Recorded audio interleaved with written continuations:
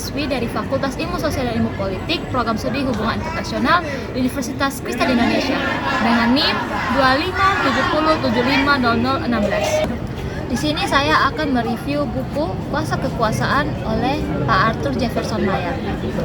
Dan saya akan mereview bab 5 subbab A mengenai refleksi pengetahuan Australia dalam pembentukan SEATO. Bab ini membahas bagaimana Amerika Serikat, Uni Soviet, dan Cina membangun dan mempertahankan relasi kuasa melalui penyebaran pengetahuan dan ideologi di kawasan Asia Tenggara selama era Perang Dingin.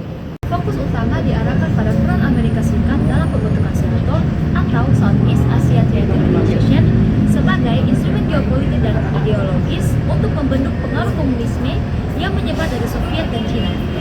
Bagian awal menjelaskan bagaimana Australia memandang penyebaran komunisme sebagai ancaman global, sehingga melalui Truman Doctrine dan Containment Policy, Australia menanamkan pengaruhnya lewat fakta militer dan aliansi strategis.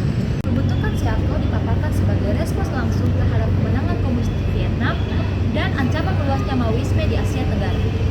Bab ini juga menelusuri strategi dominasi Amerika Serikat di Thailand dan Filipina, dua sekutu utama yang menjadi basis militer dan pusat intelijen Amerika Serikat di kawasan. Melalui bantuan ekonomi, pendidikan, dan budaya, Amerika Serikat tidak hanya mengendalikan politik keamanan, tetapi juga menambahkan nilai-nilai dunia bebas, di mana dalam masyarakat setempat menunjukkan bagaimana kuasa Amerika bekerja melalui pengetahuan budaya dan ekonomi.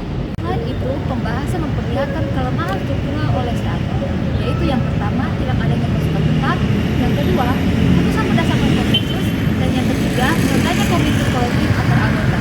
Visi ini ditambah dengan adanya protes publik dan perubahan geopolitik regional, termasuk berdirinya ASEAN, yang membuat SEATO kehilangan relevansinya hingga harus dibubarkan pada tahun 1977. Secara analitis, bab ini menunjukkan bahwa relasi kuasa di Asia Tenggara selama Perang Dingin tidak hanya membentuk militer, tetapi juga ideologis dan kultural.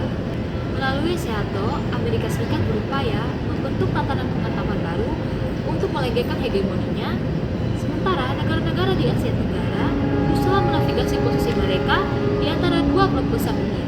Kesimpulannya, bab ini menggambarkan bagaimana pengetahuan dijadikan instrumen kekuasaan oleh Amerika Serikat dalam membentuk tatanan geopolitik Asia Tenggara selama era Perang Dingin. SEATO menjadi simbol dari upaya hegemoni tersebut, meskipun akhirnya gagal karena resistensi internal dan kawasan perubahan politik global.